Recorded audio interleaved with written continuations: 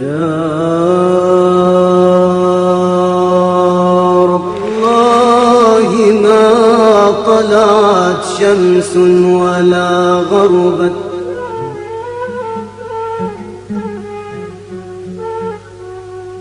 إلا وحبك مقرون بأنفاسي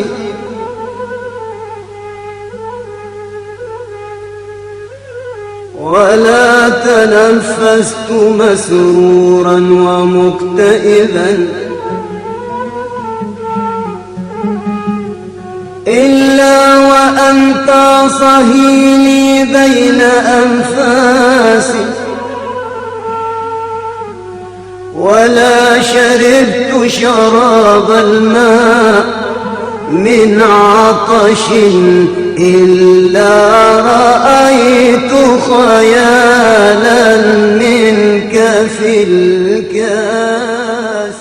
السلام علیکم ورحمۃ اللہ وبرکاتہ.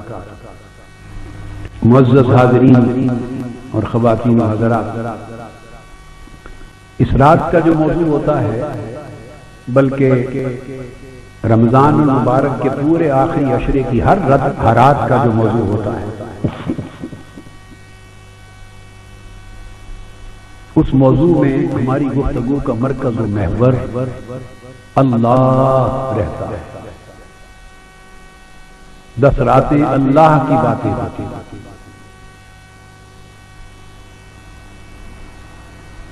اور پھر اگر اس اجتماع میں کچھ اللہ والے بھی موجود ہوں اور اللہ والوں کی اولاد موجود ہوں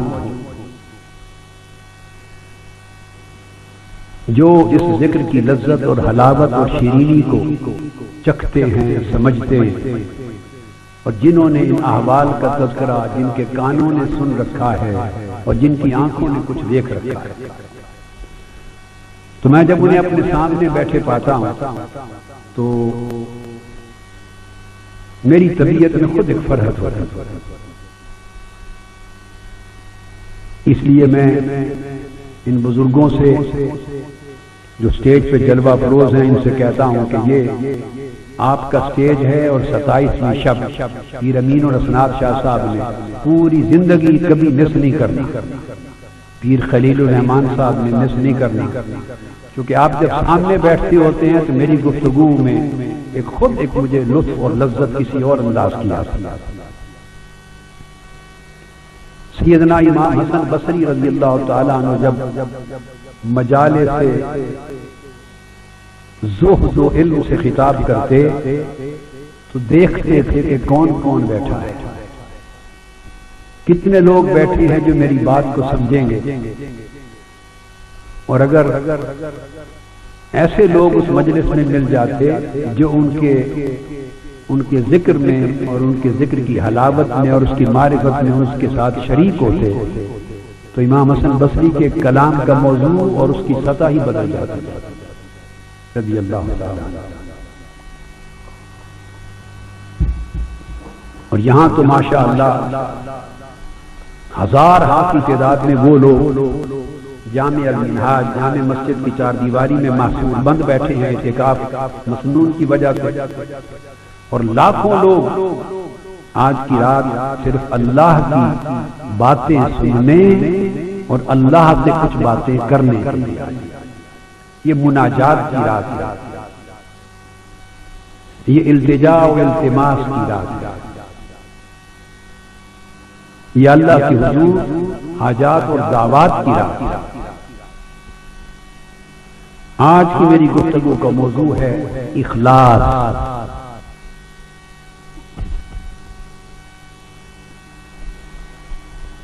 ہم اسی پر بات کریں گے کہ اخلاص کیا ہے، کسے کہتے ہیں، اور اخلاص والوں نے اخلاص کا معنی کیا سمجھایا. قرآن مجید سورہ صاد کی آیت نمبر 82-83 میں نے تلاوت کی. اس میں ذکر کیا ہے اللہ رب العزت نے شیطان کے اس عزم کا جو اس نے اللہ رب العزت کی بارگاہ میں جس کا اظہار کیا اور پھر اپنی بات میں ایک استثناء کیا، ایکسیپشن کیا۔ ہاں آگے چل کے میرے ذہن سے اتر نہ جائے، اس موقع پر میں تحریک منہاج القرآن کے جملہ قائدین کو، بیٹے حسن محی الدین کو، بیٹے حسین محی الدین کو، ڈاکٹر رحیق احمد عباسی ناظم اعلیٰ کو، شیخ زاہد فیاض نائب ناظم اعلیٰ، امیر تحریک مسکین فیض الرحمان صاحب اور جملہ قائدین اور منتظمین کو، اور خاص طور پہ اعتکاف اور شب قدر کی اس اجتماع کی انتظامیہ کو، جن میں مرد بھی شامل ہیں اور ویمن لیگ اور خواتین بھی شامل ہیں، سب کو صمیم قلب سے مبارکباد دیتا ہوں۔ اتنے عظیم الشان اجتماع اور اس کے نہایت خوبصورت انتظام و انصرام کا، ایک طرف جہاں لاکھوں انسانوں کا، مردوں کا ٹھاٹھے مارتا سمندر نظر آ رہا ہے، دوسری طرف لاکھوں خواتین کا، بہنوں اور بیٹیوں کا ٹھاٹھے مارتا سمندر نظر آ رہا ہے، اور پھر 10 راتیں ہر دو طرف ہزار تعداد میں نفوس، وہ نفوس قدسیہ ہیں جو 10 دن سے اللہ کی چوکٹ پہ بیٹھے، وہ شب و روز اللہ کے ذکر میں، آخرت کے فکر میں، دین کی تعلم اور تربیت میں، اور اپنے احوال کی اور اعمال کی اصلاح کی فکر میں رہے۔ اللہ رب العزت یہ سب کاوشیں اپنے حضور قبول فرمائے۔ شیطان نے اس عزم کا اظہار کیا اللہ رب العزت کے حضور کہ میں اے باری تعالیٰ تیری عزت کی قسم، میں تیرے سب بندوں کو گمراہ کر دوں گا۔ دوسرے مقام پر اس نے کہا رب بما اغویتنی، جیسے معاذ اللہ اس نے کہا تو نے مجھے گمراہ کر دیا اور پھسلا دیا، اب اس کے بدلے میں تیرے سارے بندوں کو اغوا کروں گا، بہکاؤں گا، گمراہ کروں گا۔ مگر اس شیطان کو بھی اس حقیقت کا ادراک تھا کہ سب کو نہیں کر سکوں گا۔ پہلے اس نے لفظ بولا لَأُغْوِيَنَّهُمْ أَجْمَعِينَ، سب کو گمراہ کروں گا، پھر ساتھ اس نے اپنی سٹیٹمنٹ میں کریکشن کی، ترمیم کی، اور کہا اِلَّا عِبَادَكَ مِنْهُمُ الْمُخْلَصِينَ، ہاں مگر تیرے وہ بندے جو مرتبہ اخلاص میں کمال پا جائیں گے، وہ میرے داؤ، حملے اور ہیلے سے محفوظ و مامون رہیں گے، ان پر میرا حملہ کارگر نہیں ہوگا۔ تو گویا قرآن مجید میں اللہ رب العزت نے ایک بات بطور ضمانت واضح فرما دی کہ صاحبان اخلاص کو شیطان بھی اپنی تمام تر توانائیوں اور تمام تر کاوشوں کے باوجود گمراہ نہیں کر پائے گا۔ اس لیے اللہ تبارک و تعالیٰ نے جلیل القدر انبیاء کرام اور رسل اعظام کا جب ذکر کیا تو ان کے ساتھ بھی خاص طور پہ صدق اور اخلاص کی صفت کو بیان کیا کہ یہ صفت اتنی بلند ہے کہ اللہ پاک اگر انبیاء اور رسولوں کو عطا کرتا ہے اس صفت میں کمال تو اس کا ذکر کرتا ہے۔ فرمایا وَاذْكُرْ فِي الْكِتَابِ إِبْرَاهِيمَ إِنَّهُ كَانَ صِدِّيقًا نَبِيًّا، کتاب میں اے میرے حبیب ابراہیم کا ذکر کیجئے، وہ بڑے صاحب صدق نبی تھے۔ اور موسیٰ علیہ السلام کے لیے فرمایا وَاذْكُرْ فِي الْكِتَابِ مُوسَىٰ إِنَّهُ كَانَ مُخْلَصًا وَكَانَ رَسُولًا نَبِيًّا، اور کتاب میں موسیٰ کا ذکر کیجئے، وہ اخلاص میں بڑے کمال والے تھے اور اللہ کے رسول اور نبی تھے۔ پھر حضرت ادریس کا ذکر کیا، فرمایا وَاذْكُرْ فِي الْكِتَابِ إِدْرِيسَ إِنَّهُ كَانَ صِدِّيقًا نَبِيًّا، حضرت ادریس بھی بڑے صدق والے نبی تھے۔ اب آپ اندازہ کریں. اور پھر اللہ تبارک و تعالیٰ نے تمام انبیاء کی امتوں کو حکم بھی اخلاص کا دیا. فرمایا تھا وما امروا الا لیعبدوا اللہ مخلصین لہ الدین، کہ ہم نے ہمیشہ حکم ہی یہ دیا ہے کہ بندو اللہ کی طاعت اخلاص کے ساتھ بجا لا. اگر تمہاری طاعت میں، عبادت میں، بندگی میں اور تمہارے برتاؤ میں اور میرے ساتھ لگاؤ میں اخلاص نہیں ہے تو مجھے تمہاری ظاہری طاعتوں اور عبادتوں کی حاجت ہے. پھر اللہ رب العزت نے حکم دیا قل اللہ اعبد مخلصا لہ الدین، فرما دیجئے میرے محبوب، اے میرے نبی، ان لوگوں کو، امت کو فرما دیجئے کہ میں اللہ رب العزت کی عبادت کرتا ہوں، بندگی کرتا ہوں کامل اخلاص کے ساتھ، صرف لوجہ اللہ، اور میری پوری زندگی اور طاعت اللہ کے اخلاص کے ساتھ. پھر سورہ بقرہ میں یہ بھی ارشاد فرمایا، کہہ دیجئے وَلَنَا أَعْمَالُنَا وَلَكُمْ أَعْمَالُكُمْ وَنَحْنُ لَهُ مُخْلِصُونَ، کہہ دیجئے کہ ہمارا رب اور تمہارا رب دیکھ رہا ہے، ہمارے لیے ہمارے عمل، تمہارے لیے تمہارے عمل، مگر ایک بات طے ہے کہ ہم ظاہر و باطن میں سراپا اخلاص ہیں اللہ کے تعلق میں، اللہ کی بندگی میں ہم سراپا اخلاص. یہ میں نے چند ایک آیات کریمہ تلاوت کی جن سے یہ بیان کرنا مقصود تھا کہ نیتوں میں اور اعمال میں اخلاص کا درجہ، اخلاص کا رتبہ، اخلاص کی عظمت اور اللہ کی بارگاہ میں اخلاص کی قبولیت کا عالم کیا ہے. اب کچھ احادیث نبوی صلی اللہ علیہ وآلہ وسلم کی طرف آتے ہیں. حضور نبی اکرم صلی اللہ علیہ وآلہ وسلم کی خدمت میں جبرائیل امین علیہ السلام حاضر ہوئے. اس حدیث کو امام نووی نے البستان میں حضرت حذیفہ بن الیمان سے روایت کیا ہے، اور امام دیلمی نے حضرت حسن بصری رضی اللہ تعالیٰ عنہ سے مرسلا روایت کیا ہے. تو آقا علیہ السلام نے جبرائیل امین سے پوچھا کہ جبریل اخلاص کیا ہے؟ جب بہت سی آیات اتری نا، بہت سی آیات وما تجزون الا ما کنتم تعملون الا عباد اللہ المخلصین، اسی طرح فانظر کیف کان عاقبۃ المنذرین الا عباد اللہ المخلصین، اسی طرح فادعوا اللہ مخلصین لہ الدین ولو کرہ الکافرون، اسی طرح هو الحی لا الہ الا هو فادعوہ مخلصین لہ الدین. میں نے چند ایک آیات پڑھی کثرت کے ساتھ. جب اللہ رب العزت کی بارگاہ سے اخلاص کا حکم آیا کہ اخلاص کو اپنا لو، اپنی طاعتوں کو اخلاص سے مزین کر لو، اپنی عبادتوں کو اخلاص سے مزین کر لو، میرے ساتھ اپنا تعلق مبنی پر اخلاص رکھو، اس میں منافقت بھی نہ رہے، ریا بھی نہ رہے. ہماری زندگی اس وقت دو چیزوں کا مرکب ہے، مجموعہ ہے، یا ریاکاری کا یا نفاق کاری کا، یا ریا ہے یا منافقت.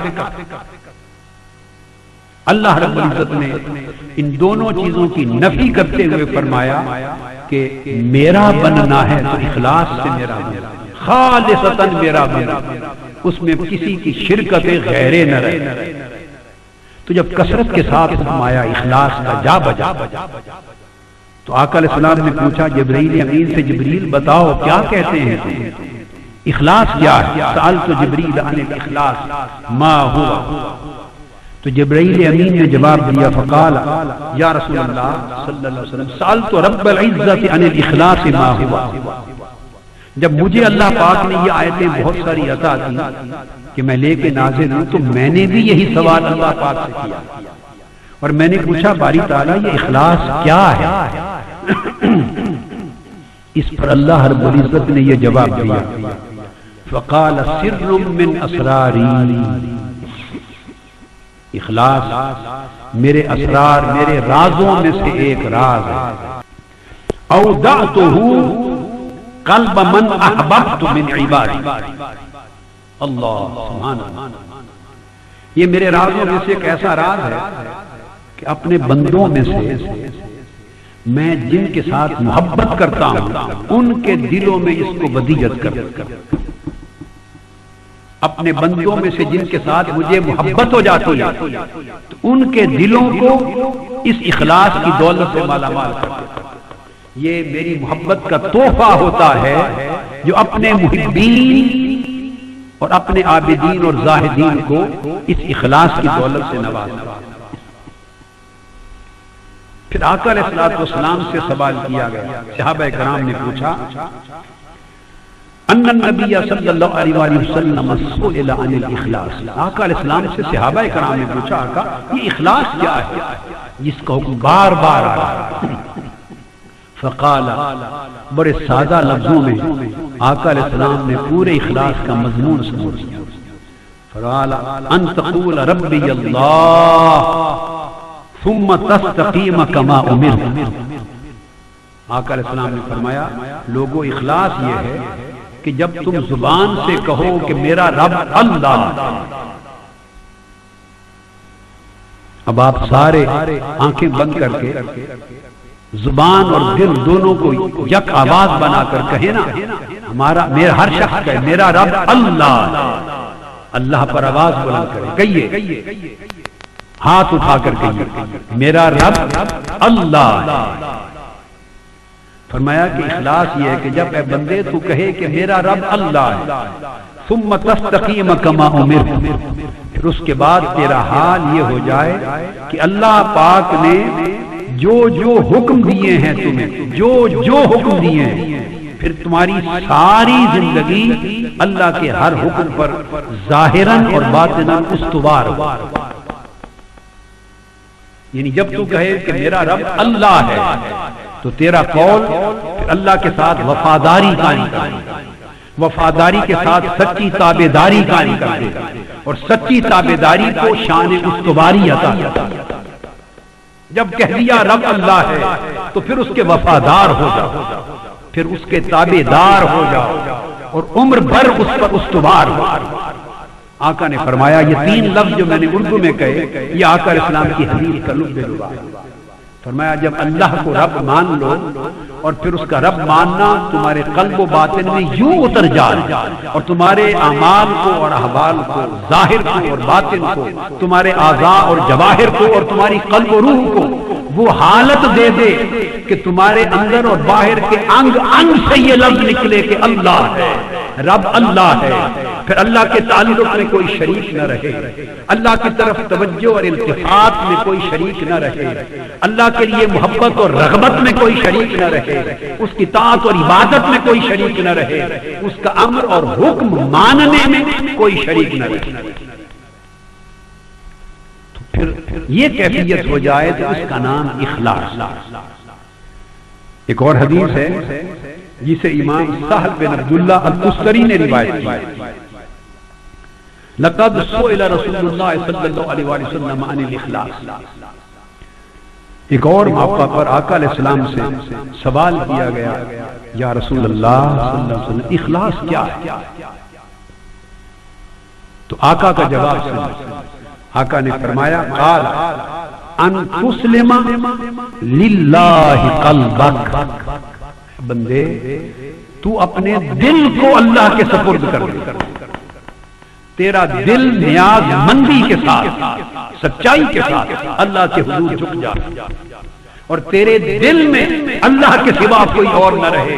اس طرح دل خود سپردگی کر دے خدا کو کہ پھر اس میں خدا کے سوا کوئی غیر نہ رہے. تو فرمایا اگر دل کی اللہ کے حضور سپردگی کا یہ عالم ہو جائے تو اسے اخلاص کہتے ہیں. حاضرین محترم میں جو کچھ کہہ رہا ہوں اس کے لفظ کو کانوں سے سن کر دماغ میں سمجھ کر دل میں اتارتے چلے جائیے اور ساتھ ہی ساتھ مراقبہ کیجئے. جو کہہ رہا ہوں اس پر غور و فکر کریں اپنا محاسبہ کریں، اپنے اعمال و احوال کا جائزہ لیں، اپنے قلب و باطن کی کیفیات کا جائزہ لیں اور دیکھیں کہاں کہاں گرد و غبار ہے اور کتنی گرد و غبار ہے اور کتنی غلاظت ہے، کتنی پلیتی ہے، کتنی بے وفائی ہے رب کے ساتھ۔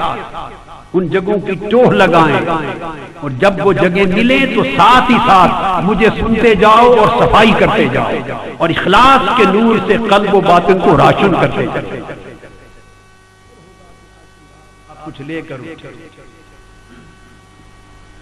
آقا علیہ السلام سے یہ بھی پوچھا گیا ایک مرتبہ، لقد سئل رسول اللہ صلی اللہ علیہ وسلم عن الایمان ما ہوا، آقا ایمان کیا ہے؟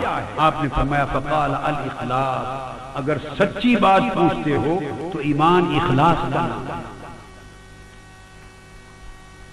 اوپر سے جتنے اقرار و تصدیق کے دعوے کرتے پھرو، اگر قلب و باطن اخلاص کے نور سے منور نہیں ہوا، اس کے اندر ریا ہے، اس کے اندر طلب غیر ہے، اس کے اندر شہوات نفس ہیں، اس کے اندر رغبات دنیا ہیں، اور ہر اس چیز کی طلب و رغبت ہے جو مولا سے دور کرنے والی ہے، تو اس کا مطلب ہے ایمان کا دعویٰ ایک دھوکہ ہے۔ ایک اور حدیث قدسی سنیے، واہ واہ واہ، رب کریم نے کیا فرمایا؟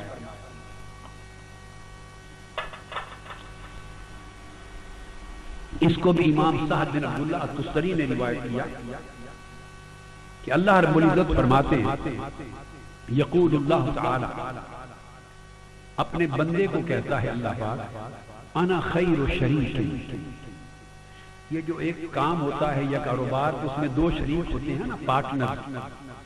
آپ فرم بناتے ہیں، بزنس کرتے ہیں تو اس میں شریک ہوتے ہیں، پارٹنر ہوتے ہیں، جوائنٹلی کام کرتے ہیں، اس کو شریک کہتے ہیں، پارٹنر۔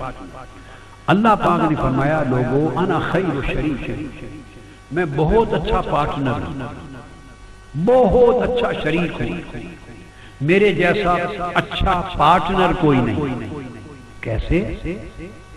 فرمایا من عمل لی عملا واشرک فیہ غیری، جس شخص نے میرے لیے کوئی عمل کیا، میرے لیے کہہ کر کہ مولا تیرے لیے یہ نماز پڑھ، تیرے لیے حج کر رہا، تیرے لیے زکوٰۃ دے رہا، تیرے لیے صدقہ اور خیرات کر رہا، تیرے لیے اعمال صالحہ کر رہا، تیرے لیے اپنے اعزاء اقارب پر بھلائی کر رہا، تیرے لیے مساجد، مدارس اور نیک علم کی مجالس قائم کر رہا ہوں، تیرے لیے غریبوں کی مدد کر رہا ہوں، تیرے لیے سوسائٹی میں خیر کو فروغ دے رہا ہوں، تیرے لیے تبلیغ کر رہا ہوں، اشاعت دین کر رہا ہوں، جہاد کر رہا ہوں، جو بھی عمل کیا۔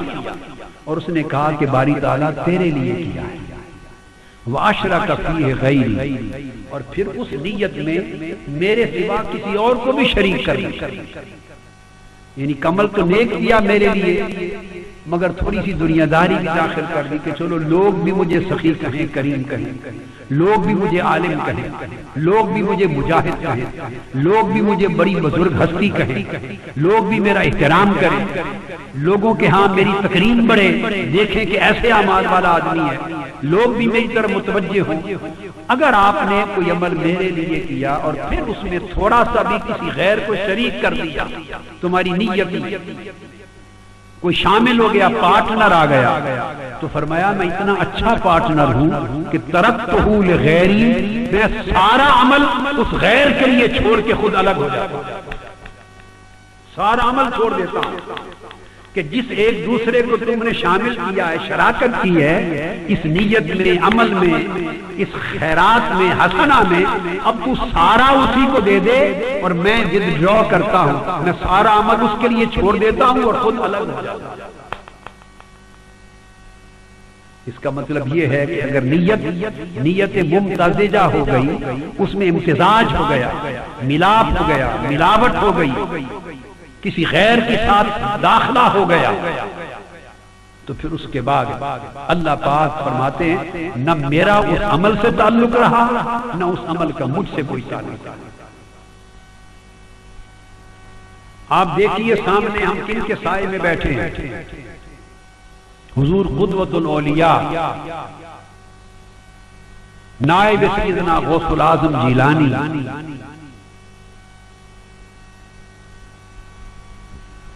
قطب العالم سیدی و سندی و مرشدی و مولائی سید السادات حضور سیدنا طاہر علاء الدین الجیلانی البغدادی رضی اللہ تعالی عنہ. مجھے یاد ہے جب میں آپ کے قدموں میں بیٹھتا، 27 برس حضور کے قدموں میں بیٹھنے کا شرف ملا.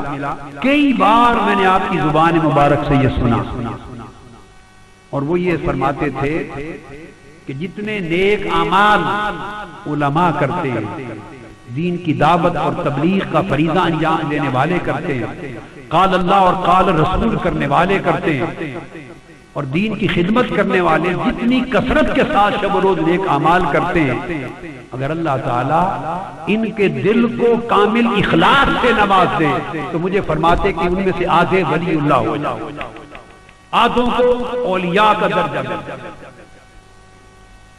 چونکہ جب فرماتے اخلاص دل میں داخل ہو جاتا ہے تو کسی دوسرے کے لیے حسد نہیں رہتا، کسی کے لیے حقد نہیں رہتا، کسی کے لیے عداوت نہیں رہتی، کوئی اس کے لیے درد سر نہیں ہوتا، اور کسی کے معاملات میں وہ جھونکتا نہیں ہے، جک نہیں مارتا، دل بے نیاز ہو جاتا ہے.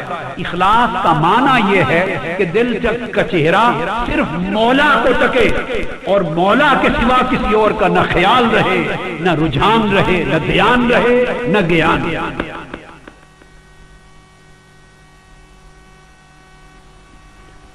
حضرت معاذ بن جبل رضی اللہ تعالی عنہ وہ جب یمن روانہ ہونے لگے، آقا علیہ السلام نے ان کو مقرر فرمایا تو انہوں نے عرض کیا یا رسول اللہ مجھے کوئی وصیت فرمائیں، جاتے ہوئے مجھے وصیت فرمائیں، کوئی تعلیم دیں خاص. تو آقا علیہ السلام نے ارشاد فرمایا، اور اس حدیث کو ائمہ حدیث کے سوا خاص طور پہ امام ابو طالب المکی نے سند کے ساتھ روایت کی. تو آقا علیہ السلام نے فرمایا یا معاذ اخلص عملک للہ یکفیک القلیل. اور دوسری روایت میں ہے فرمایا اخلص دینک یکفیک القلیل من العمل. معاذ میری وصیت و نصیحت یہ ہے کہ اپنے عمل کو، اپنے دین کو، اپنی طاعت کو، اپنے اعمال کو، اپنی پوری زندگی کو صرف اللہ کے لیے خالص کر دے، صرف اللہ کے لیے خالص کر دے، لوجہ اللہ کر دے. اللہ کے سوا کوئی غیر کسی عمل کے اندر تیرا مطلوب، تیرا مرغوب، تیرا محبوب اور تیرا مقصود نہ رہے. صرف اللہ کے لیے خالص کر لے اپنے ہر عمل کو. تو فرما رہے تھے کہ آپ کا تمہارا قلیل عمل کافی ہو جائے گا، کثیر کی حاجت نہیں ہوگی. کثیر اعمال کے مقابلے میں تھوڑا سا عمل بھی زیادہ برکت والا، زیادہ تاثیر والا، زیادہ درجے والا اور زیادہ قبولیت والا بن جائے گا. یہ آقا علیہ الصلوۃ والسلام نے وصیت فرمائی حضرت معاذ بن جبل رضی اللہ تعالی عنہ. اب میں اہل اللہ، اہل اخلاص، اللہ والوں کے کچھ آثار و اقوال کی طرف آتا ہوں. حضرت امام ابو عثمان المغربی آپ فرماتے ہیں قرآن مجید کی آیت کریمہ کی تفسیر، یوم لا ينفع مال ولا بنون الا من اتى الله بقلب سلیم. سورہ شعراء کی کہ قیامت کا دن وہ ہوگا، آج 27ویں شب لاکھوں کی تعداد میں جمع ہونے والوں، اور کیو ٹی وی کے ذریعے اللہ تعالیٰ کیو ٹی وی کے حاجی صاحبان کو، اس خانوادے کو میں دعا دیتا ہوں. میں جب دعا دیتا ہوں ان کا نام لے کر تو خوشامد نہیں کرتا. میں وہ شخص ہوں جس نے زندگی میں کسی کی خوشامد کا کلمہ نہیں کہا، میں خوشامد کو کفر سمجھتا ہوں. اس لیے دعا دیتا ہوں کہ 6-7 سال سے یہ اللہ اور اس کے رسول کی بات میری وساطت سے پوری امت اور پورے بر صغیر پاک و ہند اور مغربی دنیا کے خطے تک پہنچا رہے ہیں، اور لوجہ اللہ پہنچا رہے ہیں.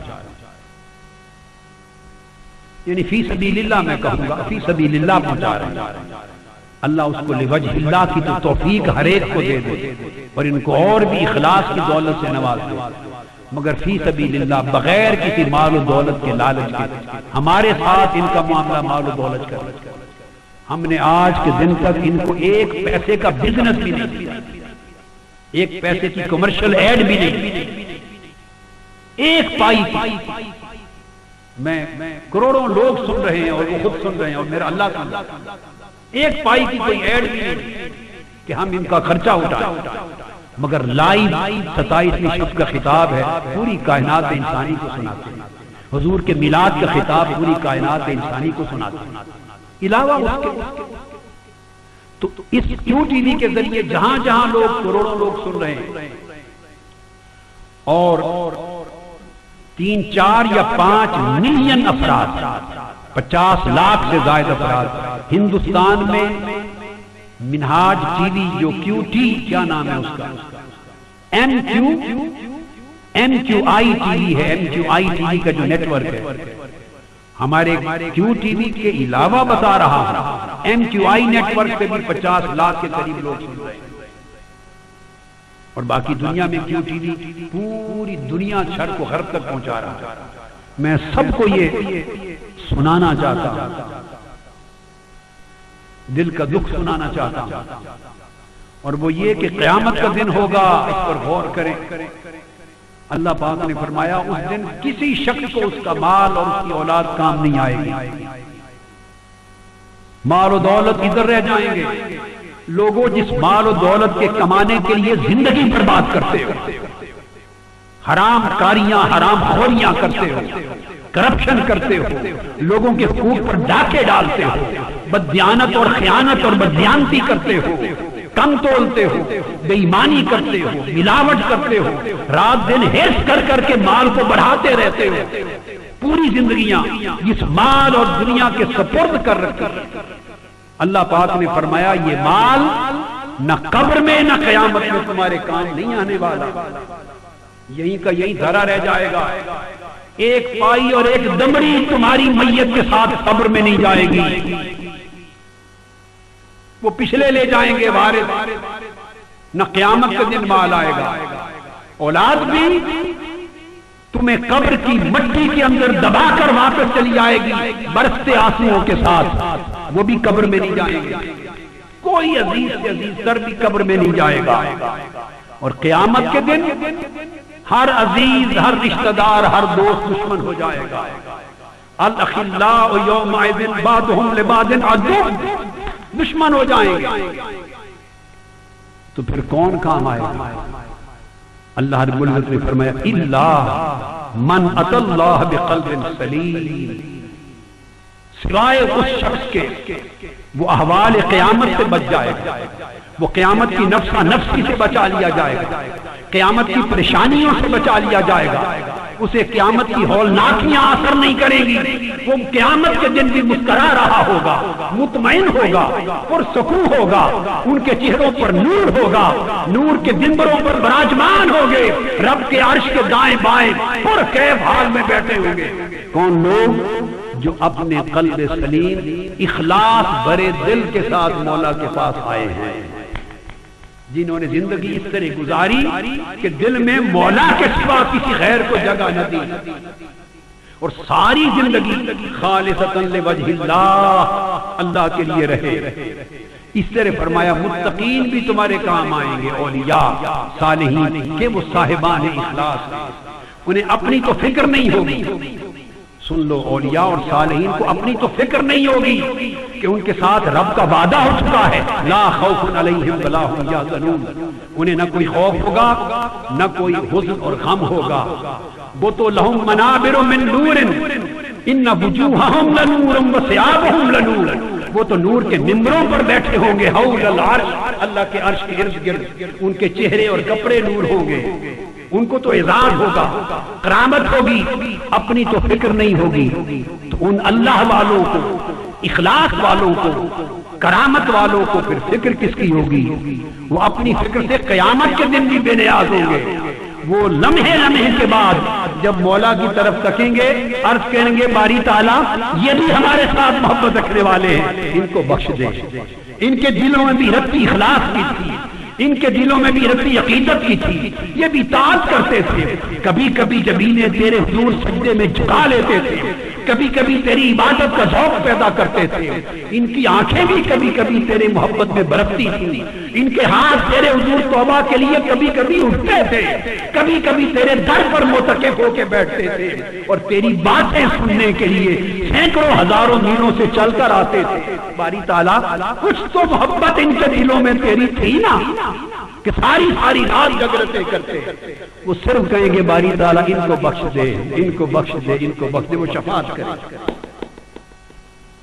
تو لوگوں کم سے کم رتی بھر اخلاص قلب میں لے جاؤ، اخلاص کے نور کے چراغ دلوں میں جلا کے لے جاؤ، اور سینوں سے ریا، شرک، شراکت اور دنیا داری کی جو غلاظتیں اور اندھیرے ان کو مٹا کے لے جاؤ۔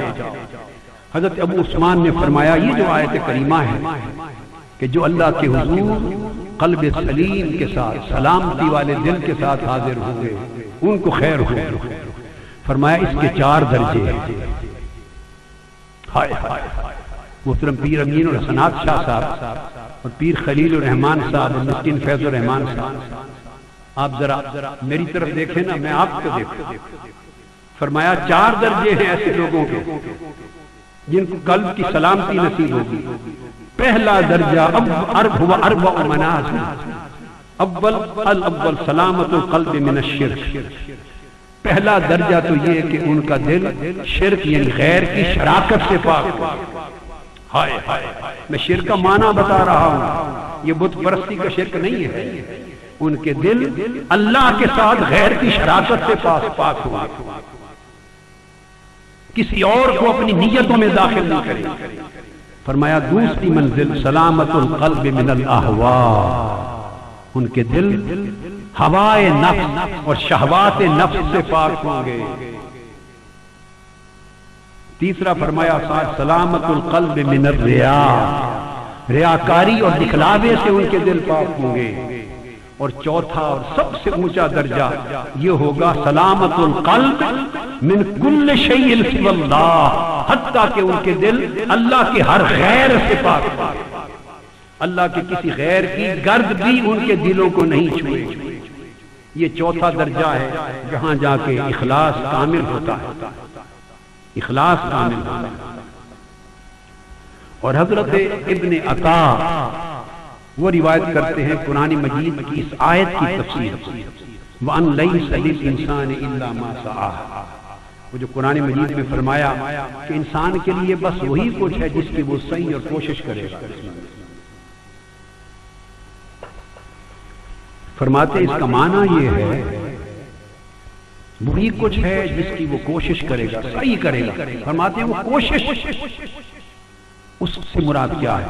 فرمایا ان کان سعیہ رضا الرحمن، اگر اس بندے کی سعی کوشش صرف اللہ کی رضا طلبی ہوگی تو ان اللہ یرزقہ الرضوان، اللہ اس کو اپنی رضا عطا کرتا ہے، اس سے راضی ہو جائے گا، اور جب وہ راضی ہو جائے گا تو اس بندے کو تک کے مسکرا کرے گا، راضی ہو جائے گا، خوش ہو جائے گا۔ وَإِن كَانَ سَعْيُهُ لِلْإِعْطَاءِ وَالثَّوَابِ، اور اگر اس کی کوشش ثواب کی ہوگی کہ مجھے کچھ دنیا کا مال ملے یا ثواب ملے تو کان لہ ذالک، اللہ اس کو وہی کچھ عطا کرتا۔ تو سعی سے مراد یہ ہے کہ جو عمل آپ کرتے ہیں اس عمل کی نیت کیا ہے، کس کے لیے کر رہے ہیں، غرض اور مطلوب و مقصود کیا ہے، جو مقصود عمل ہوگا وہی اللہ عطا کرتا ہے۔ اب حضرت ابو جدید بستامی رضی اللہ تعالی عنہ وہ تعریف کرتے ہوئے اخلاص وہ فرماتے ہیں کہ جب اللہ تعالیٰ کسی شخص کے دل پر اپنی محبت کو غالب کر دیتا ہے، اذا جاد حب اللہ یغلب کل شیء، اللہ کی محبت جب کسی بندے کے دل میں غلبہ پا لیتی ہے، ہائے ہائے ہائے، تو اس محبت کی علامت سن لیں، پھر اس علامت پہ آپ اپنے آپ کی پہچان کریں، تولیں کہ اللہ کی محبت ہے یا نہیں ہے، تو کتنی ہے۔ فرمایا جب اللہ کی محبت کسی دل پہ غالب آ جاتی ہے تو لا حلاوت الدنیا، اس شخص کے لیے دنیا کی کوئی شیرینی نہیں رہتی، دنیا کی لذت نہیں رہتی، ولا حلاوت الآخرہ، اسے آخرت اور جنت میں بھی کوئی شیرینی اور لذت دکھائی نہیں دیتی۔ فالحلاوت حلاوت الرحمن، اس کی ساری لذت اور حلاوت و شیرینی صرف مولا میں، صرف مولا کے تعلق میں، کوئی شے اس کو شیرینی اور حلاوت نہیں دیتی۔ اگر یہ نصیب ہو جائے تو سمجھو کہ اللہ کی محبت کا حصہ نصیب ہو گیا۔ اب یہ جو بات میں نے سمجھائی تعریف اخلاص میں، اب اس کو ایک مثال دیتا ہوں، اور وہ حضرت سلطان بایزید بستامی رضی اللہ تعالیٰ عنہ کی مثال ہے۔ اسناد کے ساتھ امام احمد الرفاعی الکبیر روایت کرتے ہیں ان سے کہ حضرت بایزید بستامی نے فرمایا انہو قال رأیت رب العزت فی المنام۔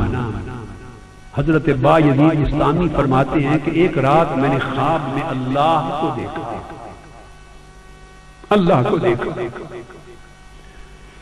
تو اللہ پاک نے مجھے فرمایا بایزید فقال لی ای شیء ترید، اے بایزید بتا تو کیا مانگتا، کیا چاہتا ہے؟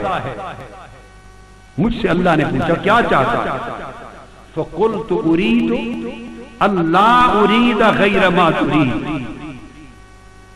ہائے ہائے، فقلت اريد اللہ اريد الا ما تريد، میں نے عرض کیا باری تعالیٰ میں فقط یہ چاہتا ہوں کہ صرف وہی کو چاہوں جو تو چاہتا ہے۔ کاش ہمیں وہ حال نصیب ہو جائے۔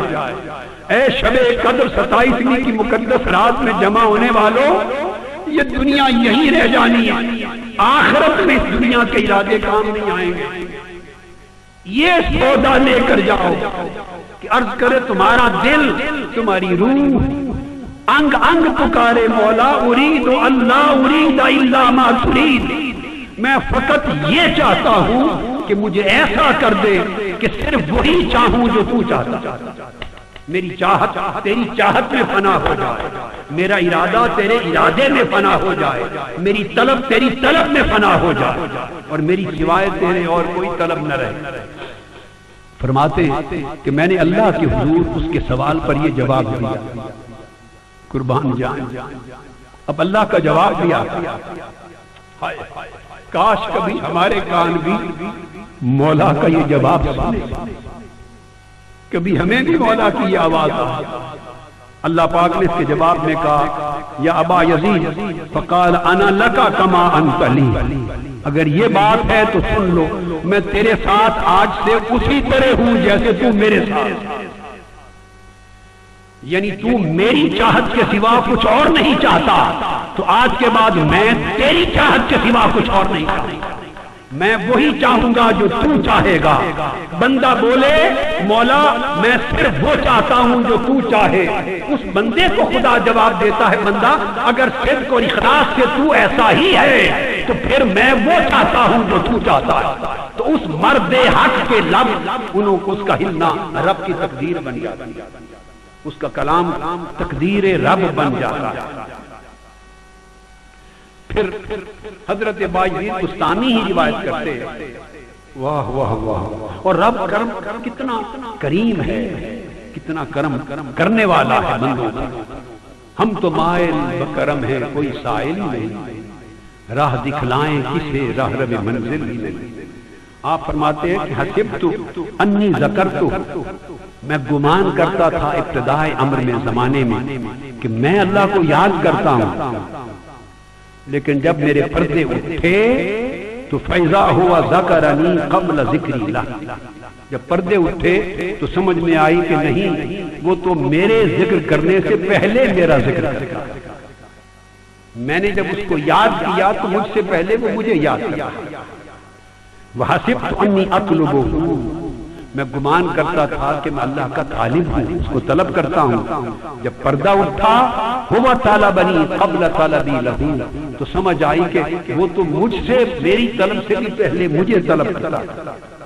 وحسبت انی اعرفہ، عارف فیضا ہوا عرفنی قبل معرفتی لہ، میں سمجھتا تھا میں نے اس کو پہچان لیا، مگر پردہ اٹھا تو پتہ چلا کہ وہ میرے پہچاننے سے پہلے مجھ کو پہچانتا ہے، میری پہچان سے پہلے مجھ کو پہچانتا ہے۔ الغرض پھر میں یہ خیال کرتا تھا کہ حسبت انی احبہ، میرا خیال تھا کہ میں اس سے محبت کرتا ہوں، لیکن جب میں اس حریم محبت میں داخل ہوا اور پردہ اٹھا تو فضا ہوا احبنی قبل محبتی لہو، تو میں نے پایا کہ وہ تو مجھ سے بھی پہلے مجھ سے محبت کرتا، اس نے مجھ سے محبت کی تو مجھے محبت کرنے کی توفیق دی۔ اور پھر فرماتے ہیں کہ میں نے خیال کیا انی اعبدہ، کہ میں اس کی بندگی کرتا ہوں، اس کی خدمت کرتا ہوں، تو میں نے دیکھا فیضا ہوا جعل خلائق الارض فی خدمتی، کہ پردہ اٹھا تو میں نے دیکھا کہ میں اس کا جب سے خادم ہوا ہوں اس نے کائنات کی ساری مخلوق کو میری خدمت میں لگا دیا۔ پھر حضرت بایزید بستامی ہی فرماتے ہیں ایک اور مقام پر رأیت رب العزت فی المنام، کہ میں نے باری تعالیٰ کو خواب میں دیکھا، زیارت کی، اور میں نے پوچھا فقلت کیف الطریق الیک، میں نے پوچھا مولا تیری طرف آنا ہو تو کیسے آؤں، کیا راستہ ہے تیری طرف آنے کا؟ اللہ پاک نے جواب دیا فقال دع نفسک وتعال الی، اپنے نفس کو چھوڑ دے اور میری طرف دوڑا، اپنے نفس کی قید سے نکل جا، نفس کے چنگل سے آزاد ہو جا اور پھر میری طرف دوڑا، پھر کوئی چیز رکاوٹ نہیں میرے راستے۔ اور حضرت سلطان ابراہیم بن ادہم سے ایک شخص آ کے سوال کرتا ایک شخص آ کے سوال کرتا ہے، یہ روایت بایزید بستامی کی حوالے سے بھی کتب میں آئی ہے، اور حضرت ابراہیم بن ادہم کے حوالے سے بھی امام قشیری نے اس کو روایت کیا ہے۔ یہ تو نام کا مغالطہ ہوا ہے راویوں میں کسی کو، یا دونوں کے واقعات سچے اور الگ ہیں۔ حضرت ابراہیم بن ادہم ان سے آگے پوچھا بلغنی ان عندک اسم اللہ الاعظم، مجھے خبر پہنچی ہے کہ آپ کے پاس اللہ کا اسم اعظم ہے، وأحب ان تعلمنی، میری خواہش ہے آپ مجھے بھی سکھا دیں اسم اعظم۔ تو حضرت ابراہیم بن ادہم وہ بول اٹھے جاؤ غافل ماہیا غافل، اے غافل بندے، اسم اللہ العظم لیس لہ حد محدود، اللہ کے اسم اعظم کی کوئی حد محدود نہیں ہے۔ اسم اعظم کی حقیقت یہ ہے ولیکن فرغ قلبک لہو فاذا کنت کذالک فرق ای اسم شئت، ارشاد فرمایا فرغ قلبہ لہو فاذا کنت کذالک فادعہ بائی اسم شئت، فرمایا بندے اپنے دل کو مولا کے لیے خالی کر، فراغت قلبی پا، اللہ کی یاد محبت اور عشق اور طلب اور رضا کے سوا کوئی غیر دل میں نہ رہے، جب تیرا دل خالصتاً اللہ کی خلوت گاہ بن جائے گا، فرمایا پھر اللہ کو جس نام سے پکار وہی اسم اعظم، جس نام سے چاہے پکار وہ اسم اعظم ہے۔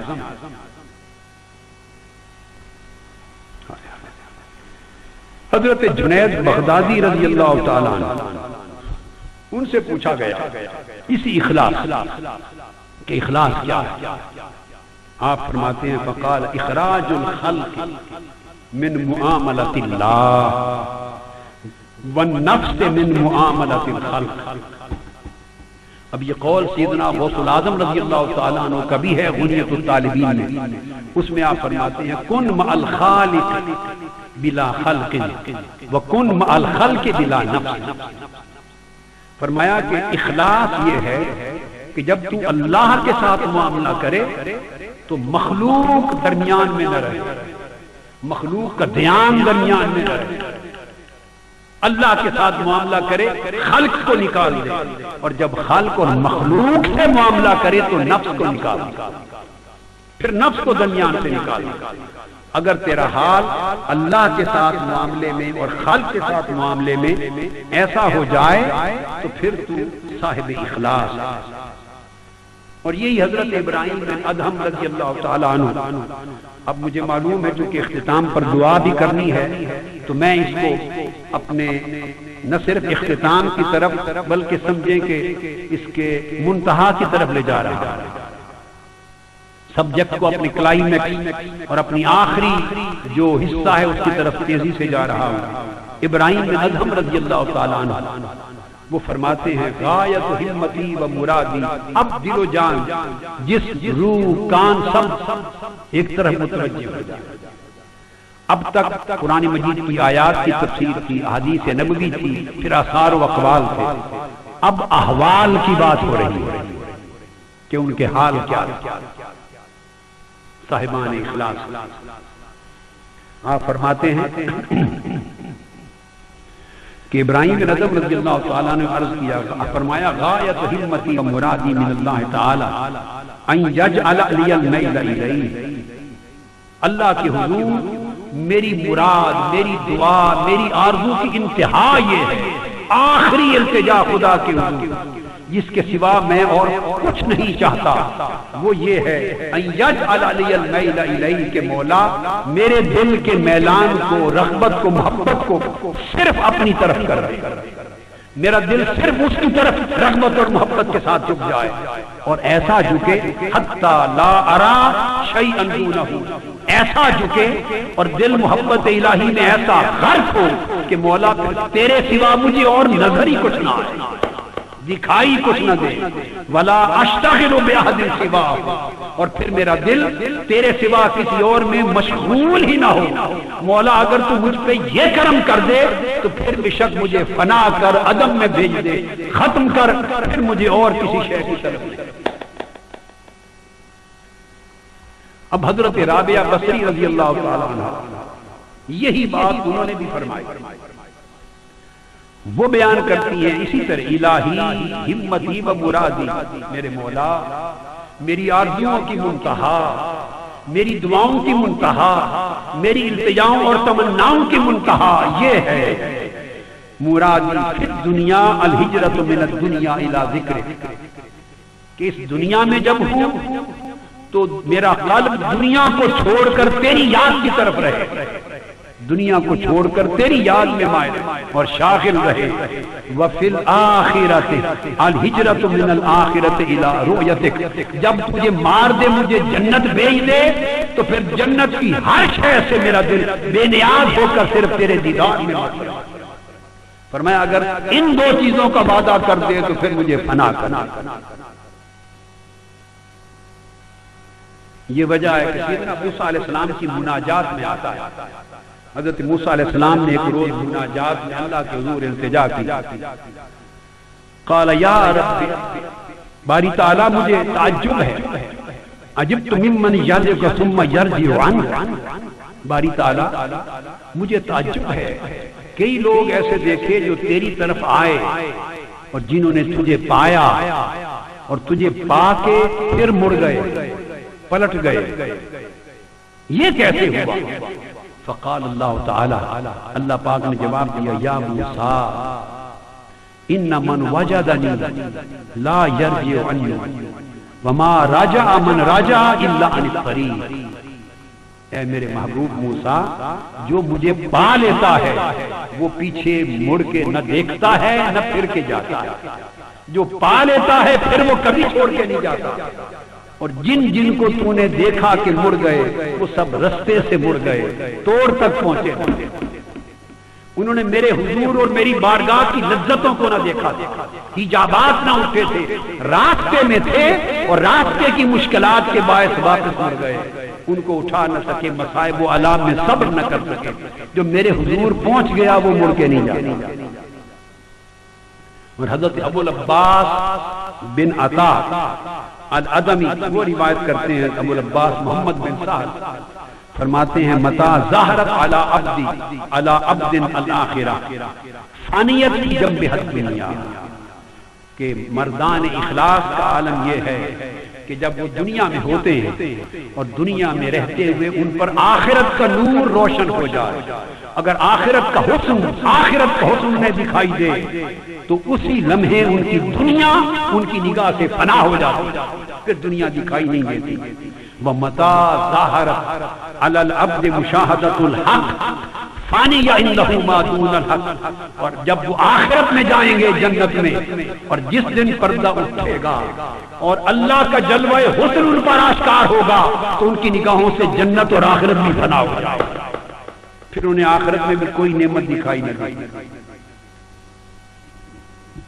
یہ کیفیت ہے جب انسان کے قلب و باطن کو اخلاص ملتا ہے اور ما سوی اللہ سے اس کا دل فارغ و پاک ہو جاتا ہے، اور پھر لوجہ اللہ، اللہ کی محبت میں، اس کی طلب قربت میں، اس کی طلب رضا میں بڑھتا چلا جاتا ہے، تو رفتہ رفتہ دنیا کی رغبت، شہوت، طلب، حرص اس کے دل سے فنا ہونے لگتے ہیں، اور وہ فنا ہوتے ہوتے ایک لمحہ وہ آتا ہے کہ پھر اس کا دھیان نہیں رہتا، دنیا کو کماتا ہے، استعمال کرتا ہے، برتتا ہے، مگر ایک دل لمحے کے لیے بھی اس دنیا کی طرف راغب شاغل نہیں۔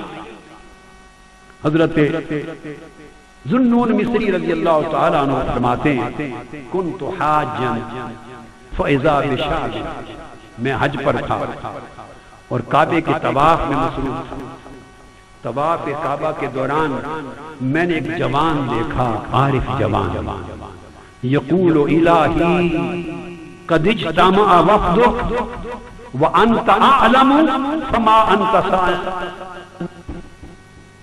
میں نے دیکھا وہ طواف کرتا تھا اور دوران طواف وہ کہتا تھا الہی میرے مالک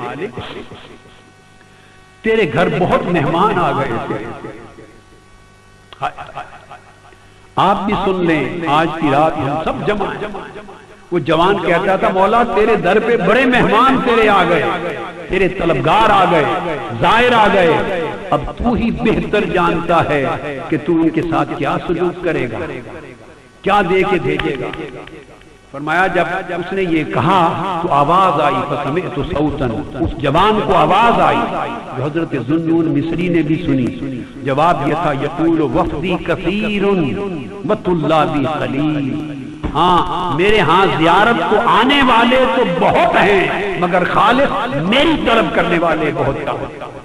کتنے لوگ ہیں ان سارے زائرین میں جو صرف میرا سودا لے کے آئے ہیں، جو مجھ سے فقط مجھے طلب کرنے کے لیے آئے ہیں، مجھ سے فقط مجھ ہی کو طلب کرنے کے لیے آئے ہیں، وہ لوگ کم ہیں۔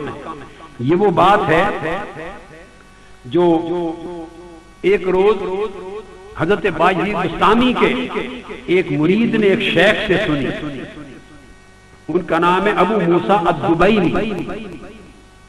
وہ فرماتے ہیں ابو موسیٰ الدبیلی کہ میں نے، وہ حضرت ابو یزید باجی بستامی کے خادم تھے، فرماتے ہیں کہ بستام کے ایک شیخ نے، اولیاء اللہ میں سے ایک شخص نے کہا رأیت فی منامی، کہ میں نے خواب میں دیکھا اللہ رب العزت کو، کأن اللہ تعالی یقول، اور میں نے سنا کہ اللہ یہ فرما رہا ہے ہم سب کو، ہمیں کہہ رہا ہے کلکم تطلبون منی، تم سب مجھ سے طلب کرتے ہو۔ خواب میں دیکھا اللہ فرما رہا ہے اولیاء صالحین کو تم سب تطلبون منی، مجھ سے طلب کرتے ہو، غیر ابی یزید، سوائے با یزید بستامی کے، فإنہ یطلبنی، وہ مجھ سے طلب نہیں کرتا بلکہ مجھے طلب کرتا۔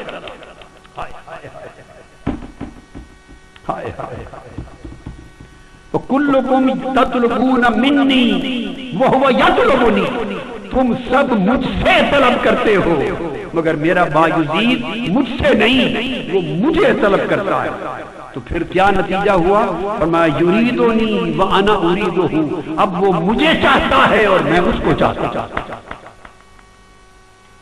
لوگوں وہ رب ہے، میں ایک راز کی بات سمجھا دوں، وہ رب ہے، اس نے رزق دینا ہے، آپ کے ذمہ اسٹرگل ہے، جد و جہد ہے، وہ مالک ہے، رازق ہے، خالق ہے، پروردگار ہے، رحمان و رحیم ہے، اس نے سب کچھ عطا کرنا ہے جو مقدر میں ہے۔ آپ کا ہمارا فرض تدبیر کرنا، معاش کے لیے، رزق کے حلال کی طلب کے لیے کوشش کرنا، فریضہ ادا کرنا، یہ فرض ہے، فرض نبھاؤ۔ بس رہ گیا اس کے یہ تمہارے ہاتھ ہیں، یہ جسم ہیں، فرض کی ادائیگی میں کسب معاش حلال میں لگاؤ، مگر دل کا جب معاملہ آئے تو دل صرف اللہ کا طالب ہے۔ جب دل سے صرف اللہ سے اللہ ہی کو مانگو گے تو باقی چیزیں اس نے چھوڑ تھوڑی دینی، وہ رازق ہے، اس نے تو اپنے ذمہ کرم پہ کر رکھا ہے ہمیں تمہیں رزق دینا۔ اگر بیمار ہے اس نے ذمہ کرم پہ کر رکھا ہے شفا دینا، وہ تو دیتا ہے، بن مانگے بھی دیتا ہے، اور جو کافر و مشرک اسے نہیں مانتے شرک کرتے ہیں ان کو بھی دیتا ہے۔ تم اپنا فرض نبھاؤ دنیا میں کسب معاش کا، فروغ دین کا، فرائض کا، معاشرت کے فرائض کا فرض نبھاؤ، مگر دل کا جہاں تک حال ہے دل سے صرف مولا کو طلب کرو۔ جو دل اللہ کا طالب ہو جائے گا اسے مولا دنیا بھی دے گا آخرت بھی دے گا۔ اولیاء اللہ میں سے کسی نے پوچھا کہ اللہ تک پہنچنے میں کتنا سفر ہے، کتنے قدم ہے؟ فرمایا کم بین الحق والعبد، بندے اور اللہ کے درمیان کتنا فاصلہ ہے؟ اس اہل اللہ نے جواب دیا قال 4 اقدام، صرف 4 قدم کا فاصلہ، بندے اور رب کے درمیان فقط 4 قدم کا فاصلہ۔ وہ کیا؟ فرمایا یرفع قدما من الدنیا، پہلا قدم حب دنیا سے اٹھا کے نکلنا، پہلا قدم حرص دنیا، حب دنیا سے نکلنا ہے، ایک قدم۔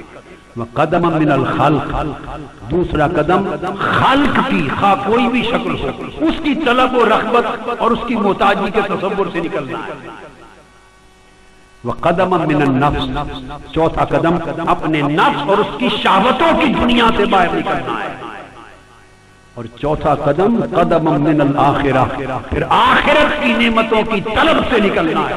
فرمایا جب یہ 4 قدم اٹھا لو گے فَإِذَا هُوَ، رب کے در پہ کھڑے سامنے مولا۔ اگر 4 قدم اٹھا لو گے سامنے مولا ہوگا۔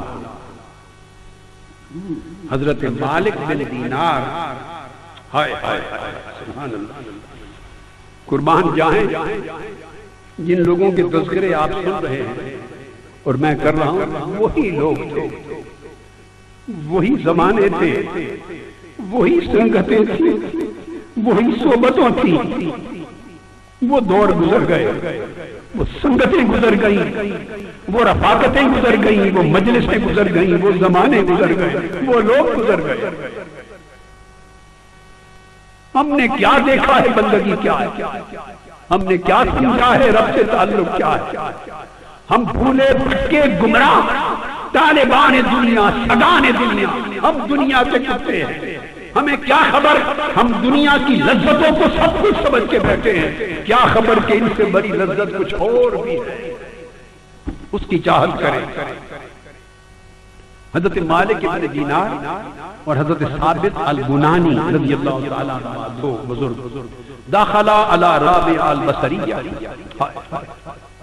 اس لیے میں نے کہا کیا زمانے کہیں حسن بصری ہے، کہیں رابعہ بصری ہے، کہیں ابو ادریس الخولانی ہے، کبھی مالک بن دینار، کبھی حاتم الاسم ہے، کبھی جنید بغدادی، اس مجلس میں سری سکتی ہیں، ادھر ذنون مصری، ادھر بشر الحافی ہے، ادھر حارث المعاصری، ادھر باجدید بستامی ہے، ادھر خرقانی، ابو الحسن خرقانی۔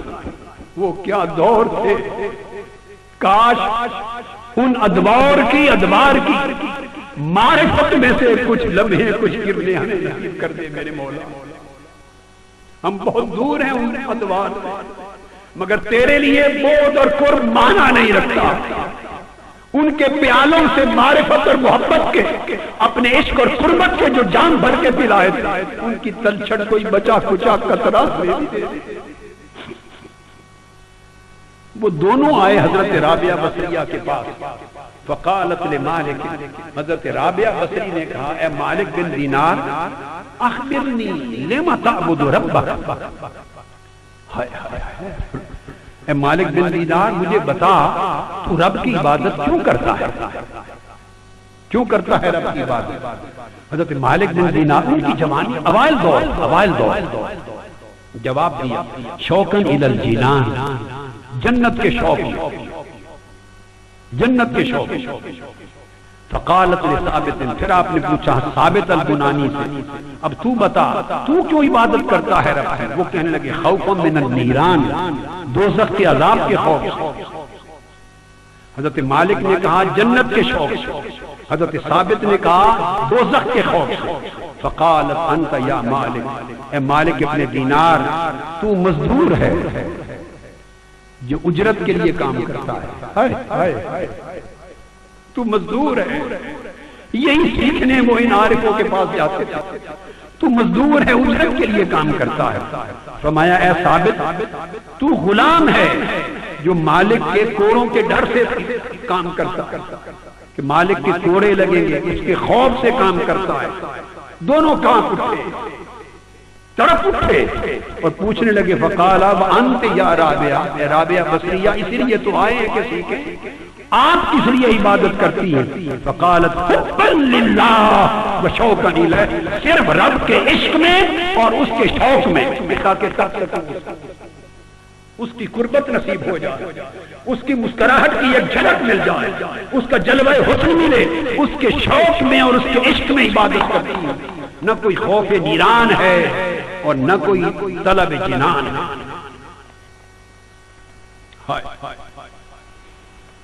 اور جن لوگوں کو یہ کیفیت نصیب ہوتی وہ بے نیاز ہوتے تھے پھر دنیا سے۔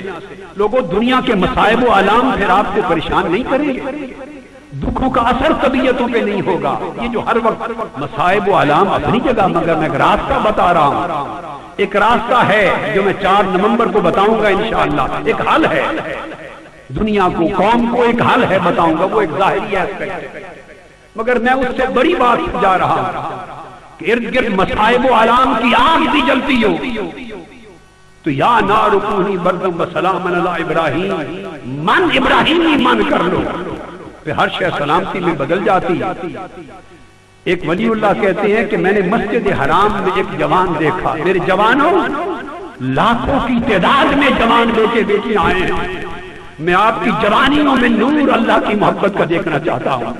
جوانوں تمہاری جبینوں پر سجدوں کا نور دیکھنا چاہتا ہوں۔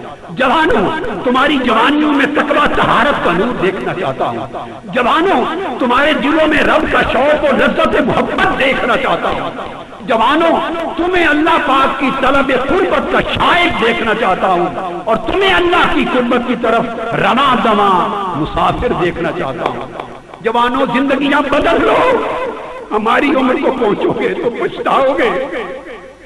میں ایک ذلیل و خوار شخص بوڑھا بٹکا پچھتاتا پھرتا ہوں، کاش مالک بن دینار کی جوانی مل جاتی، کاش فری سکتی جنید بغدادی ذوالنون مصری کی جوانی مل جاتی، اس جوانی کا کوئی ذرہ مل جاتا، کاش ان کی گلیوں کے پھیرے لگانے والے میں ہوتے، ان کی باتوں کی کوئی بھنک پہنچ جاتی کان تک۔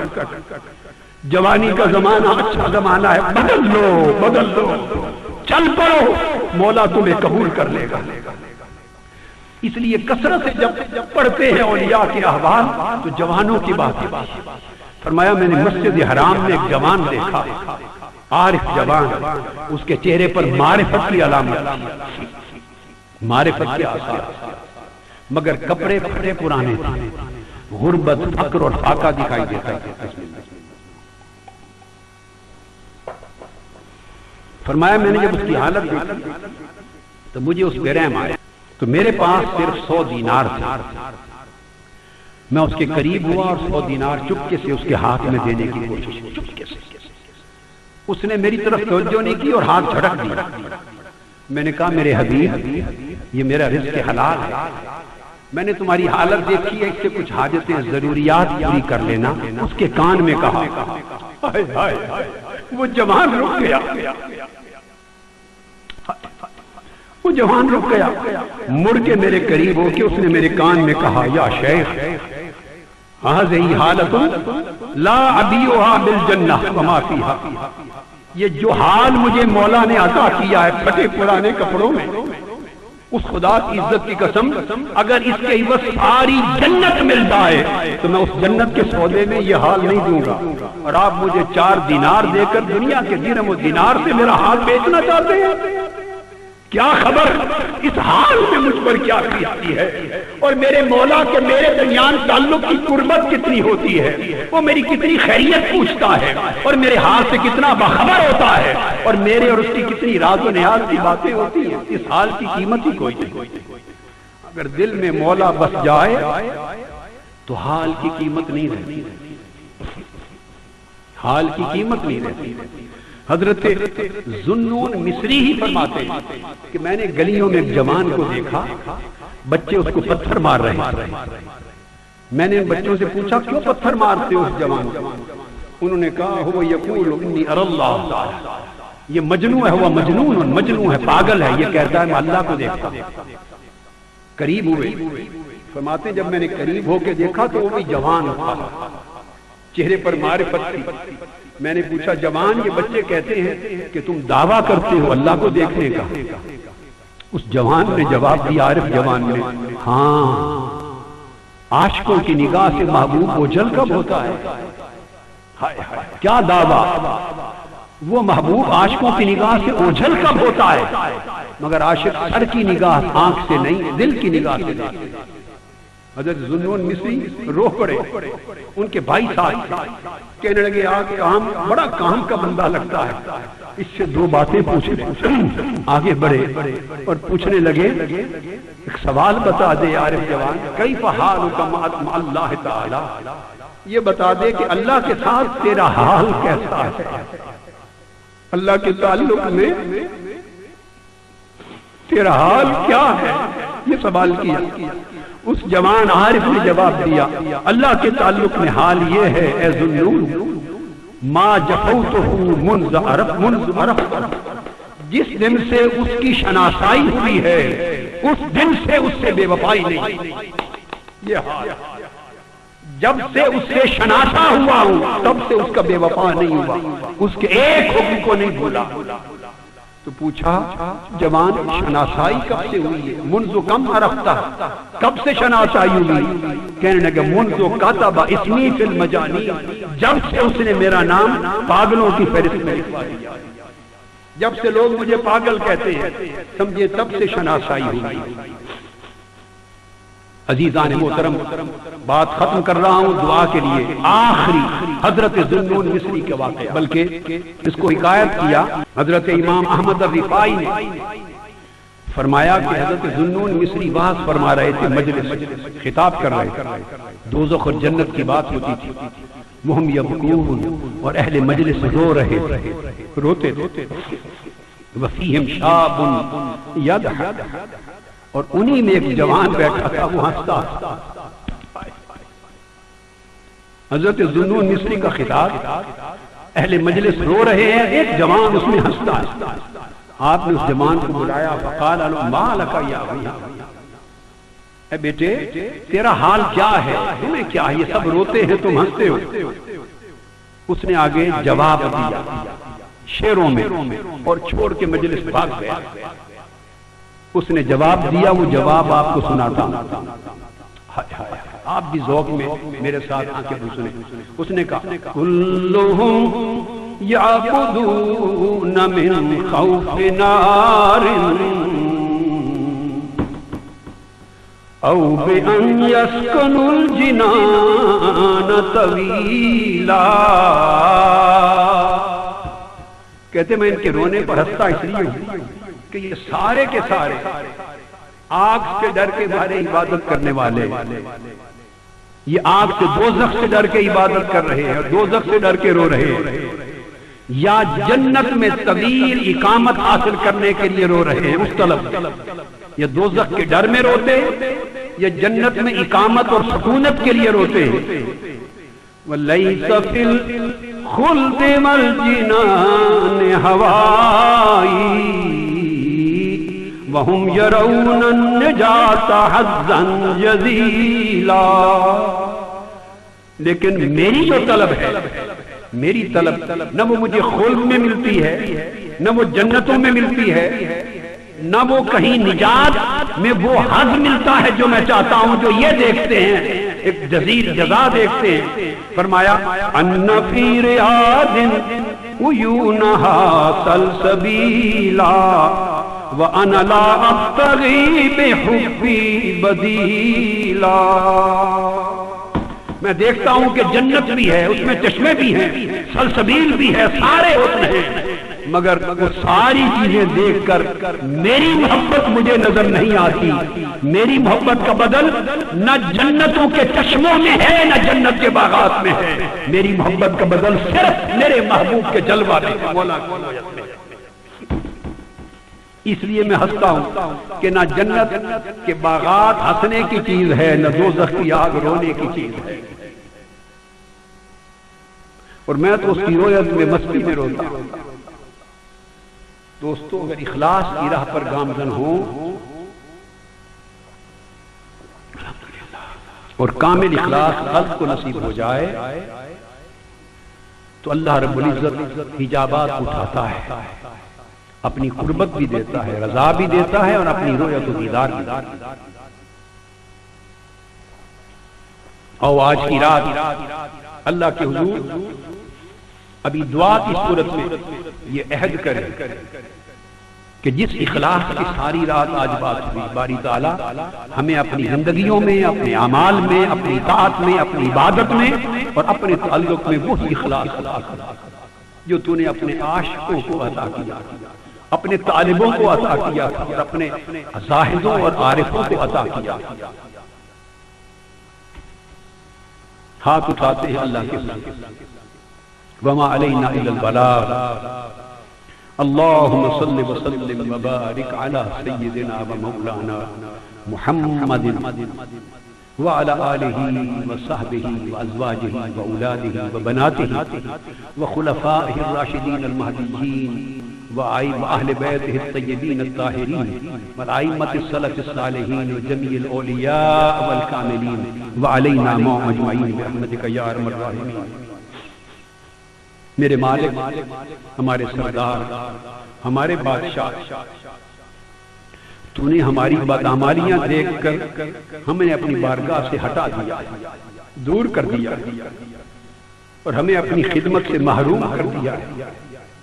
باری تعالیٰ آج اس مقدس رات میں جو تیرے مقدس مہینے کی پیاری رات ہم تیرے بلاوے پر آئے ہیں، تو نے ہمیں اس لیے محروم کر دیا ہے کہ شاید تو یہ دیکھتا ہے کہ ہم نے تیرے حق کو ہلکا جانا، ہم نے تیرے حکم کی قدر نہیں کی. مالک تو نے ہمیں اس طرح اس وجہ سے شاید دور کر دیا کہ تو نے دیکھا کہ ہم روح گرداں تھے تیری ذات سے. تو نے شاید دیکھا کہ ہم جھوٹے تھے، کہتے کچھ اور تھے، کرتے کچھ اور تھے، اس لیے تو نے ہمیں اپنے حال پہ چھوڑ دیا. باری تعالیٰ تو نے ہمیں دیکھا کہ ہم نے تیری نعمتوں پر شکر ادا نہیں کیا. تو نے ہمیں دیکھا باری تعالیٰ کہ ہم تیرے نیکوں کی مجلسوں میں نہیں گئے، ہم دنیا کی شہوتوں اور چاہتوں اور حرص و لالچ میں پھنس گئے. ہم نے دنیا کو بت بنا کے اپنے دلوں میں سجا لیا. الہی ہم تو جو تھے تو ہیں، مگر این سترک الجمیل وَأَيْنَ عَفْوُكَ الْجَلِيلِ وَأَيْنَ فَرَجُكَ الْقَرِيبِ وَأَيْنَ غِيَاثُكَ السَّرِيعِ. باری تعالیٰ ہم تو وہی بندے نافرمان ہیں، مگر تیری بہترین پردہ پوشی کہاں ہے؟ تیری بلند عفو درگزر کہاں ہے؟ تیری ہماری شہرت کے قریب رحمت و بخشائش کہاں ہے؟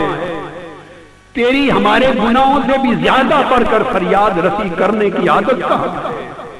تیری ساری کائنات اور ہمارے گناہوں کی وسعت سے زیادہ وسیع رحمت کہاں ہے؟ اور تیری ساری کائنات پر حاوی عطا کہاں ہے؟ باری تعالیٰ ہمیں اپنی خوشگوار بخشش عطا کر، اپنی خوشگوار رحمت عطا کر، اپنی خوشگوار قربت عطا کر. اپنی مہربانی سے اپنے عذاب سے ہمیں نکال لے مولا. ہمیں کوتاہیوں سے، غفلتوں سے، نافرمانیوں کے عذاب سے نکال لے. ہم اپنے نفس امارہ کے چنگل میں قید ہیں، ہم دنیا کی رغبتوں میں قید ہیں، ہم شیطان کے زنجیروں میں قید ہیں. مولا ہمارے پاس اتنی قدرت و استطاعت نہیں کہ ہم یہ زنجیر توڑ سکے، تو اپنے کرم سے ان زنجیروں کو توڑ کر ہمیں اپنا بندہ بنا دے. اے معبود، اے کریم، تیرا فرمان ہے اور تیرا وعدہ ہے اور تیرا وعدہ سچا ہے. تیرا فرمان ہے کہ مجھ سے میرا فضل مانگو، اس رات مجھ سے معافی آ کے مانگو، اور تیرا فرمان ہے کہ میں لیلۃ القدر اور رمضان کی ہر رات میں آسمان دنیا پر آ کر لوگوں کو پکارتا ہوں، ہے کوئی مجھ سے مانگنے والا، ہے کوئی مجھ سے معافی طلب کرنے والا، ہے کوئی مجھ سے فضل مانگنے والا، ہے کوئی میری رحمت کا طالب. باری تعالیٰ تیری پکار سن کر یہ لاکھوں لوگ، یہ تیرے گناہگار بندے، معصیت کار بندے، ہم سب حاضر ہیں تیرے وعدے پر، تیری وعدے کی سچائی پر. تو اتنا مہربان ہے باری تعالیٰ، اور تیری شان سے بعید ہے کہ تو حکم تو دے کہ آؤ مجھ سے مانگے، مگر آ کے مانگے تو تو خالی موڑ دے. تیری شان کریمی یہ نہیں ہے، تیری شان رحمت یہ نہیں ہے، تیری شان عطا نہیں ہے باری تعالیٰ. ہم تیری مملکت کے بندے غلام ہیں، نافرمان ہیں، مگر تو اپنے بندوں پر بڑا کرم کرنے والا ہے. اے پالنے والے، رزق دینے والے، اے پردہ پوشی کرنے والے، اے ہماری کوتاہیوں کو چھپانے والے، ہمیں ذلت سے نکال کے عزت سے ہم کنار کرنے والے. باری تعالیٰ ہم تجھے پکارتے ہیں، آج کی رات پکار رہے، مگر پکارتے ہوئے بھی ڈر لگتا، پکارتے ہوئے بھی ہم سہمے اس لیے کہ جب تیری رحمت اور پکار کی طرف دیکھتے ہیں تو امید لگتی ہے، جب اپنے گناہوں کو دیکھتے ہیں مولا تو گھبرا جاتے ہیں. تو ہمارے گناہ نہ دیکھ، اپنے لطف و کرم کو دیکھ اور ہمیں معاف کر، ہم پر رحمت کر. آقا علیہ السلام کی دعاؤں کا صدقہ، میرے مصطفیٰ صلی اللہ علیہ وسلم کی کملی کا صدقہ، امت کے لیے حضور کے بہائے ہوئے آنسوؤں کا صدقہ، اور تیرے کعبہ میں طواف کرنے والوں کی صدائیں جو بلند ہو رہی ہیں ان کی صداؤں کا صدقہ. مولا زین العابدین، امام محمد الباقر، امام جعفر الصادق جیسے حضور کی اہل بیت کے لوگوں کے سجود کا صدقہ، سری سکتی جنید بغدادی اور اویس کرنی کے ان عبادتوں اور طاعتوں اور اخلاص کا صدقہ، سیدنا غوث العظم شیخ عبد القادر جیلانی، خواجہ غریب نواز معین الدین چشتی اجمیری، شاہ نقشبند، امام شاذلی اور مجدد الفسانی اور بابا فرید جیسے تیرے مقرب بندوں کی محبتوں، قربتوں اور معرفتوں کا صدقہ ہمیں انہی کی گلیوں میں لے چل، انہی کے شراب معرفت میں سے کوئی قطرے عطا کر، ان کو عطا ہونے والے تقویٰ، طہارت اور عبادت میں سے ہمیں کچھ حال عطا کر. ہمارے دلوں کو وہ اخلاص سے، ریا سے پاک کر، شرک سے پاک کر، دنیا پرستی سے پاک کر، ہمیں شہوت پرستی سے پاک کر. باری تعالیٰ تیری عزت کی قسم، اگر تو ہمارے گناہوں اور بدبختیوں کے باعث ہمیں جھڑک بھی دے گا، دھتکار بھی دے گا، تیری قسم ہم تیری بارگاہ سے پھر بھی نہیں ہٹیں گے، نہیں ہٹیں گے.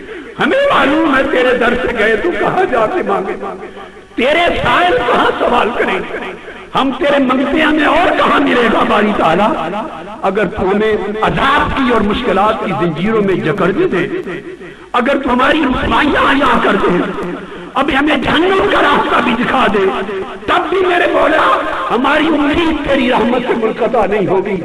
تیری عفو درگزر سے ہم مولا مایوس نہیں ہوں گے، پھر بھی مایوس نہیں ہوں گے. اس لیے کہ باری تعالیٰ تو پریشان حالوں کو معاف کرنے والا، تیری رحمت ہے ہی گناہگاروں کے لیے، سیاہکاروں کے لیے، اور تیرے محبوب کی شفاعت ہے ہی گناہگاروں کے لیے. باری تعالیٰ تو دیکھ، ہزاروں لاکھوں کی تعداد میں یہ لوگ 10 دن سے معتکف پوری دنیا میں، دنیا اسلام میں اور شرق و غرب میں اور جامع منہاج القرآن کی اعتکاف گاہ میں، حضور داتا گنج بخش کے حضور قدوۃ الاولیاء سیدنا طاہر علاء الدین کے شہر میں، اور کل اولیاء صلحاء اور کل مساجد اور مراکز کی جگہوں پر 10 دنوں سے لوگ تیرے حضور تیرے منگتے بن کے بیٹھے اور تیرا ذکر کرتے رہے، تیرا ذکر سنتے رہے. باری تعالیٰ تجھ سے تیری رحمت کی امید رکھ کے آ کے بیٹھے ہیں. تو ہمارے بدنوں کو عذاب سے نجات دے، ہمارے جسموں کو عذاب سے نجات دے، ہماری روحوں کو غیر کی رغبت کے عذاب سے نجات دے دے، ہماری زندگیوں کو اپنی طاعت کے ساتھ منور کر دے. میرے مولا جب بندہ تجھ سے سوال کرتا اور امید لے کے سوال کرتا ہے تو ہی وہ رب ہے جو اس کی آرزو پوری کرتا.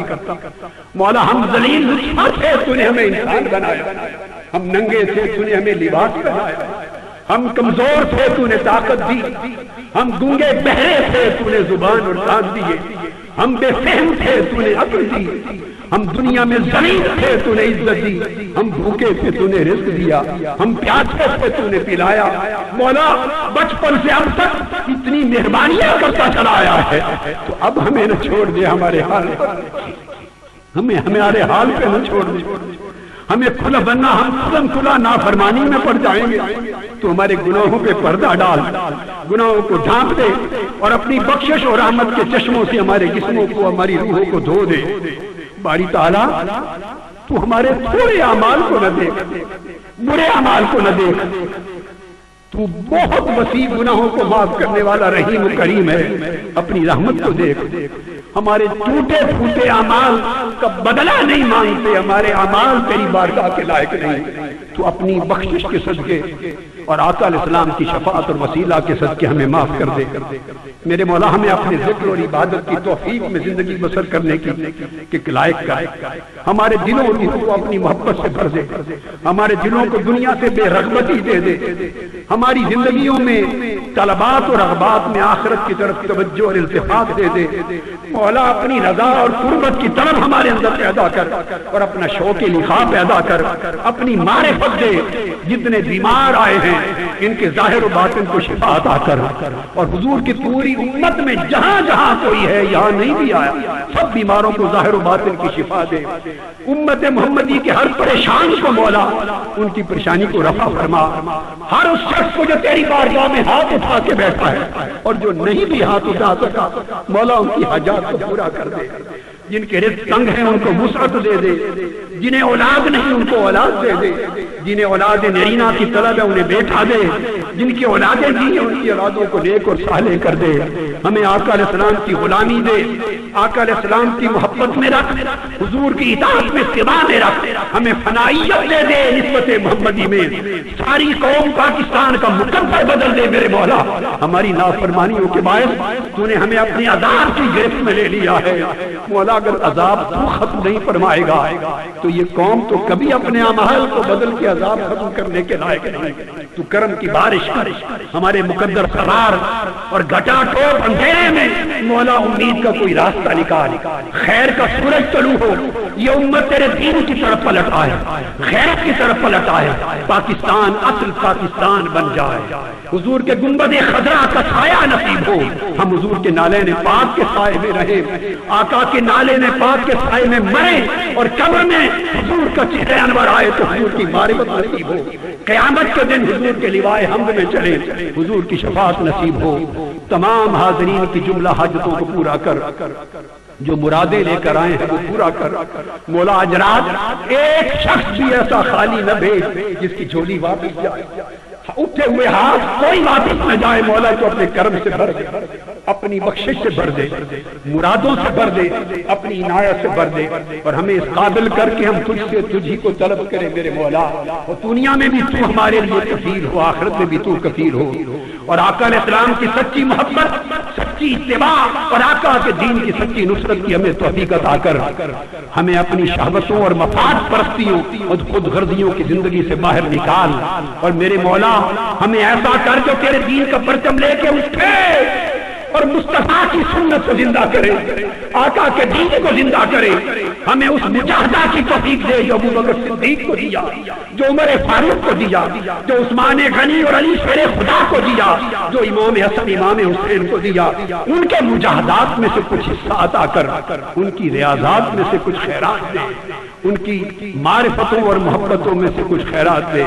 پوری امت پہ کرم کر. عالم اسلام مشکلات میں گرا ہے, دشمنوں پر حملہ ہے, پاکستان کی سالمیت اور آزادی خطرے میں ہے.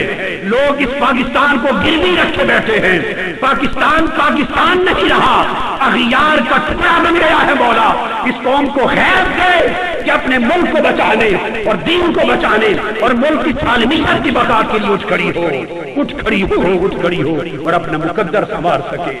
اور تیرا لطف کرم ہم سب کا دامن تھام لے باری تعالی.